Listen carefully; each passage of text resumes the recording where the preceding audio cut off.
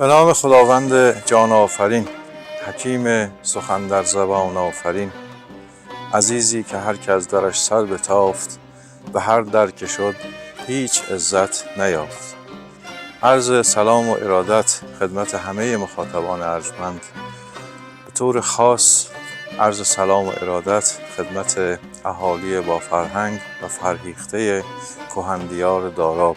امروز قصد دیدار از بزرگبانوی غزل داراب، سرکار خانم پروانه ناطقی داریم.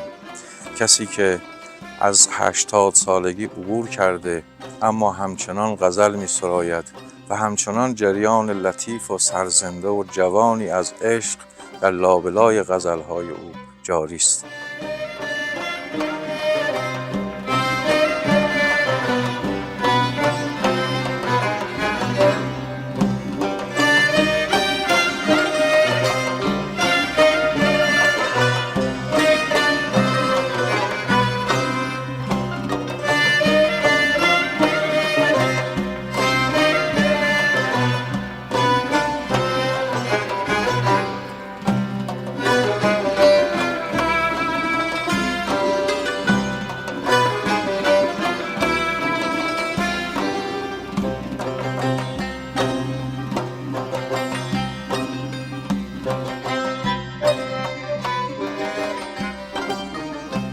خانم ناظرین سلام عرض میکنم.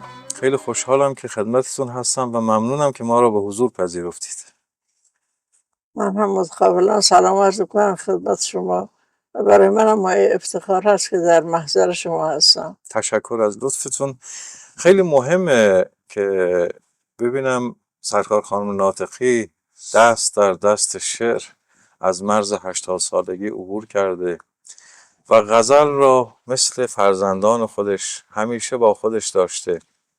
الان چه نگاهی به شعر دارید؟ چه نقشی داشته شعر در زندگیتون و چطور آشنا شدید با جهان شعر؟ اشاره خوبی کردید.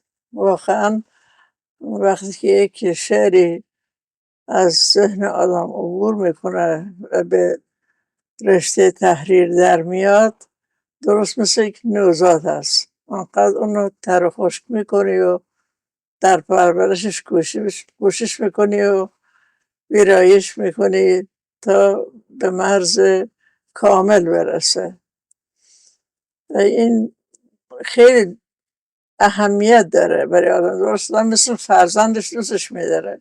چه حسی دارید که شعر باهاتون بوده، با شعر زیستید و الان با شعر هستید همچنان؟ شعر و شعور با هم هست. شعر نیمی از زندگی من هست. من بیشتر وقتا قلم و کاغذ شب میذارم بالای سرم، نصف شب بیدار میشم، یه مصرع یادم میاد یادداشت میکنم، فردا ادامهش میدم. واقعا علاقه‌مند هستم به گفتن شعر و خواندن شعر و الهام میگیرم بعض وقتا از شاعر بزرگ. همراه خوبی بوده شعر؟ بسیار عالی، بسیار عالی. خوشحالید از اینکه با شعر واقعا من زندگی اصلا کردید؟ در یک دنیای دیگه استاد زندگی میکنم. هر غمی، قصه، اندوهی، ناراحتی بالاخره در زندگی همه هست. بله. ولی من پناه میبرم به طبیعت، پناه میبرم به دریا، پناه میبرم به کهکشان ها.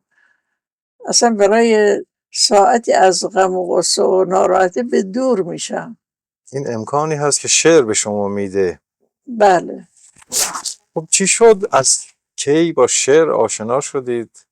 اولین شعرها از زبان کی شنیدید؟ براتون جذاب بود؟ والا شعر که من از دوران کودکی میدیدم که مادرم میشینه شبای تابستون رو تخت شاهنامه میخونه و در حفظش، خواندن شعر و حفظ شعر بسیار مهارت داشت. شاهنامه رو حفظ بود، نظامی گنجوی رو حفظ بود، حافظ رو حفظ بود. عجب. اصلا امکان نداشت که یه حرفی بزنه، یه صحبتی بکنه، پشتش یه شعری نگه. عجب. چقدر علاقه‌مند بود و بلد بود و حفظ بود. پس یه میراث خانوادگی هست که به شما بله. رسیده. حتی یه وقت بچه ها اذیت میکردن، میگفت که چنانت بکوبم به گرز گران. عجب. بله. بالاخره ما با شعر زندگی کردیم استاد. خب شما برای سرودن شعر، برای سرودن غزل، چون ماحصل کار شما برجسته است در قالب غزل، شما به سراغ غزل رفتید یا غزل به سراغ شما اومد؟ من از اول که استاد در محدودیت زندگی میکردم، یعنی چند سالی، 1-2 سال در یک مدرسه تدریس میکردن که اونو به علت مذهبی بودن خانواده از من گرفتن و ازدواج کردم. ولی در حالی که ازدواج کرده بودن اصلا دست از خواندن و نوشتن بر نداشتم. اتفاق می افتاد که شب تا صبح پای گهواره بچه من یه رمان تمام میکردم. میخوندید؟ بله. چی میخوندید؟ رمان‌های دزیره، دزیره، جین ایر، سزن، سزن، خانه ترستون، قصر کافکا، به. اینا همه رو میخونم. همه کتاب ها یادم نیست، ولی هنوز کتاب سرودن شروع نکرده بودید؟ نخیر. بعد از خوندن این کتاب ها بود که احساس کردم یه حسی در من بیدار شده. البته زیبا نویسی از همون دوران دبیرستان با خودم داشتم، ولی کم کم شروع کردم به نوشتن چیستان، فکاهه، داستانک، که دیگه به تدریج اینا ادامه داشت تا بازگشایی انجمن ادبی نیما که جناب عالی مدیریتش به عهده داشتین. عجب. بله. پس از اون روزگار غزل گفتن شروع بله، از اونجا دیگه غزل گفتن من شروع شد و اگر اشکال ایرادی هم در غزل بود بالاخره با شما رفت میکردم. همیشه تو این 30 سال، الان در آستانه 30 سالگی هستیم انجمن نیما، پس غزل سرایی شما هم داره 30 ساله میشه و کمالی در غزل شما بود از همون آغاز که کمتر نیاز به اصلاح داشت، کمتر نیاز به ویرایش داشت. حالا از نظر این که گاهی مبتدی بودم، گاهی پیش می آمد که از نظر اوزان بله. یه اشکالاتی در شعر وجود داشت. بله دیگه از همونجا غزل گفتن من شروع شد که دیگه همچنان ادامه پیدا کرد تا اینکه توانستم اولین کتابم را به نام شور پروانه بنویسم و چاپ کنم که مورد استقبال همه قرار گرفت. شور پروانه و بعد هم سوز پروانه. بله. و سومی هم در راهه. بله، الان در راه آخرین ویرایشش هست که به امید خدا شاید تا 1-2 ماه دیگه آماده بشه و رونمایی بشه. بله. خب همیشه از همون آغاز در غزل شما عشقی جوان و سرزنده جاری هست و این کمرمق نمیشه. تا هنوز هم در سروده های اخیرتون من میبینم که همچنان عشق جریان داره. ماجرای این عشق چیه؟ میتونید بهمون بگید؟ بله، عشق که استاد یک مقوله هست که بالاخره فردی و شخصی نیست.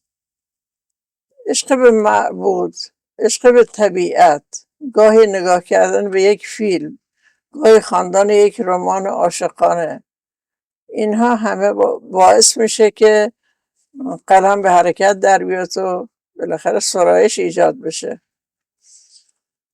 گاهی اوقات صور خیال پای شعر را به میان میکشه و با پرداختن به یک شعر معجزه صورت میگیره. بله. و شعر در حالت جادویی متولور میشه. من جسارتا میخوام اون عشق انگیزه اصلی سرودن، عشق عمومی که در همه هنرمندا وجود داره، مشترک هست، منتها در غزل شما یک او حضور داره که معمولا هم شما ازش دورید، معمولا هم گلایه دارید از دوریش و از دستش گلایه دارید. در مورد اون صحبت میکنم که در غزلتون همیشه هست و همیشه از دوریش نگران هستید و مینالید. ولی اون عشقی بود که من در دوران کودکی از دست دادم و اصلا دلم نمیخواست که این عشق از من جدا بشه. ولی خب متاسفانه جدا شد و من محروم شدم دیگه از اون عشق و از اون به بعد این عشق رو به هر شکلی در نوشته هم نشون میده. عشقی که من از دست دادم یک عشق کمبها نیست، یک عشقی است که قیمت گذاری نمیشه براش کرد و اون عشق مادرانه بود که متاسفانه من محروم ماندم و از اون به بعد این عشق همیشه در سینه من هست و به شکل‌های گوناگون در اشعار متفاوت بروز پیدا میکنه. پس این سوزش و این گلایه از هجران، بله. هجران از مادر هست. مادر از شما دور بوده بله. و میسوختید و علاقمند بودید بله. به مادر. وقتی که در شعرام میگم که راه گلزار به پروانه گذرگاه نشد، یا اینکه این همه لاله و نسرین و شقایق در دشت همه یک خاطره ای از نفس و بوی تو بود. دقیقاً بله. اینو همه بالاخره پس مخاطب، معشوق و اون کسی که دنبالش دارید میگردید مادر هست. الان چه حسی نسبت به این وفاداریتون دارید؟ پشیمون نیستید از اینکه این همه عمر؟ اصلا نه تنها پشیمان نیستم که خوشحالم هستم که توانستم محبت و بذل بچه ها بکنم و متقابلا بچه ها برگشتن 10 برابر اون به من محبت میکنن. در پایان میخوایم باز هم برگردیم به سراغ شعرتون. فرمودید که غزل همیشه همراه شما بوده، با شادی هاتون، با غم هاتون. خاطره ای دارید که برای ما تعریف کنید؟ خاطره که بسیار هست، ولی خب همینطور که زندگی شادی داره بالاخره غم هم داره و آدم هم با غمش کنار میاد هم با شادیش کنار میاد، چاره جز تسلیم نیست. من یک شبی بود که عزیزی رو از دست داده بودم، همه خواب بودن، اومدم تو حیاط نشستم، دیدم که انگار سقف آسمان کوتاه شده و ماه خیلی پایین هست و ستاره زهره درخشندگی داره.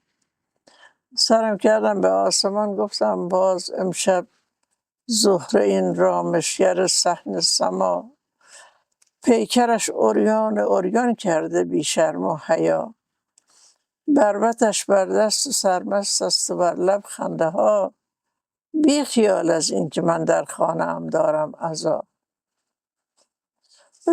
به همین نسبت در زمانی که اتفاقی میفته بالاخره شادی پیش میاد، چیزی دارم که بگم. باز هم غزل همراهی میکنه. بله. و همچنان شما از غزل راضی هستید، با غزل شادید، با غزل غمگینید و غزل هم حتما از همراهی با شما خیلی شاد و گاهی شاید همراه با غم شما غمگین باشه. تبریک میگم بهتون. این گونه زندگی، سبک زندگی هرگز نمیردان که دلش زنده شد به عشق، ثبت است بر جریده عالم دوام ما. ساقی به نور باده برافروز جام ما، مطرب بگو که کار جهان شد به کام ما. خیلی لطف کردید.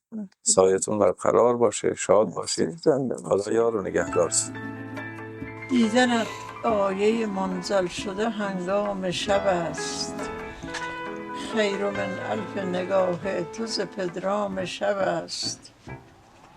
طاقتم نیست براتی بدهندم به سحر، لیله القدر همین لحظه آرام شب است.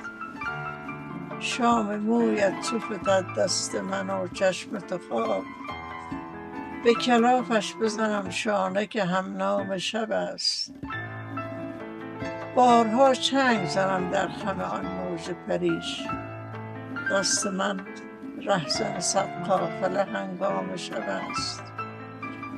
تار در تار تنیده گرهش باز کنم، تارها طره کنم گویی که این دام شب است. سود و سودای شبم لعل بدخشانت بود، وان دو بادام درخشان که می آشام شب است. دیدن ساعد سیم و بر و دوشت صبح است، حاصل لیله قدر است و اتمام شب است.